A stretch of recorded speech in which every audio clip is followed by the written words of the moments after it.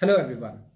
क्या आप cosmopolitan cities में रहते हैं एंड वहाँ पे प्रॉपर्टी प्राइसेस से बहुत ज़्यादा परेशान हैं? आई नो कि प्रॉपर्टी प्राइसेस एक्स्ट्रावेगेंट है जितनी भी कॉस्मोपॉलिटन सिटीज़ है वहाँ पर।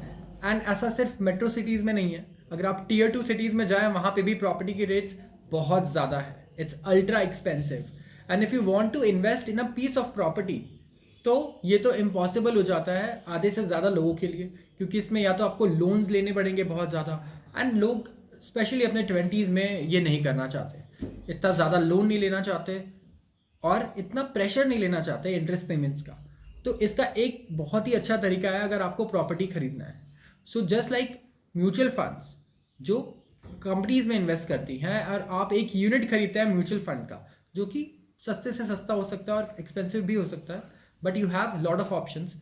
वैसे ही I will introduce you to REIT, real estate investment trust. अब ये क्या होता है मैं आपको बताता हूँ। अगर आप चाहते हैं कि ऑफिस बिल्डिंग्स, जितनी बड़ी बड़ी ऑफिस बिल्डिंग्स हैं जहाँ पे शायद आप काम करते हो, आप उसका भी एक छोटा सा पीस ओन कर सकते हो। कैसे? ये REITs मैनेज करते हैं, या तो ये ओन करते हैं या तो ये मैनेज करते हैं इस टाइप की बड़ी बड़ी प्रॉपर्टीज। यहाँ से कैश फ्लो आता है इनके पास रेंटल में। सबसे पहला रेंटल इनकम आया, तो जो भी रेंटल इनकम इनके पास आएगा, अगर आप शेयर होल्डर है REIT में, तो as a form of dividend ये आपको पे करेंगे। So that will be your income.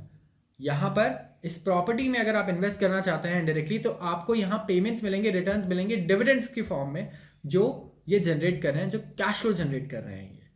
So in this example दो टाइप के REITs हैं, एक मॉर्गेज और एक इक्विटी REIT। मॉर्गेज REITs क्या करता है, यहाँ पर आपको मिलेगा income as a form of interest payments. जो लोग ऑफिस बिल्डिंग खरीद रहे हैं, एक तरीके से इन्होंने उन्हें लोन दिया हुआ है जहां से इन्हें इंटरेस्ट इनकम आ रहा है, तो आप वो इंटरेस्ट इनकम कमा सकते हैं अगर आप इस टाइप के REITs खरीदें। एंड इसके अलावा आप इक्विटी REIT खरीद सकते हैं। सो लेट्स से अगर आज हमारी REIT गुड़गांव में बड़े बड़े ऑफिस बिल्डिंग मैनेज करती है, तो आपको उनके रेंटल इनकम का छोटा सा पार्ट मिलेगा, आप जितना भी शेयर ओन करते हैं उसके हिसाब से। अब अच्छी बात क्या है कि पहले इसमें इनिशियल इन्वेस्टमेंट्स बहुत ज़्यादा चाहिए होते थे, जो अब बहुत कम हो गए हैं। सो एक मिडिल क्लास आदमी भी इनमें इन्वेस्ट कर सकता है। दूसरी चीज़, इट इज़ अ रेगुलेशन कि इन्हें 90% ऑफ द प्रॉफिट जो कैश फ्लो है उसे डिस्ट्रीब्यूट करना होगा REIT होल्डर्स को। सो आपके पास हर साल डिविडेंड्स की फॉर्म में ये इनकम आते रहेगा and you will indirectly own a piece of property which can be rental.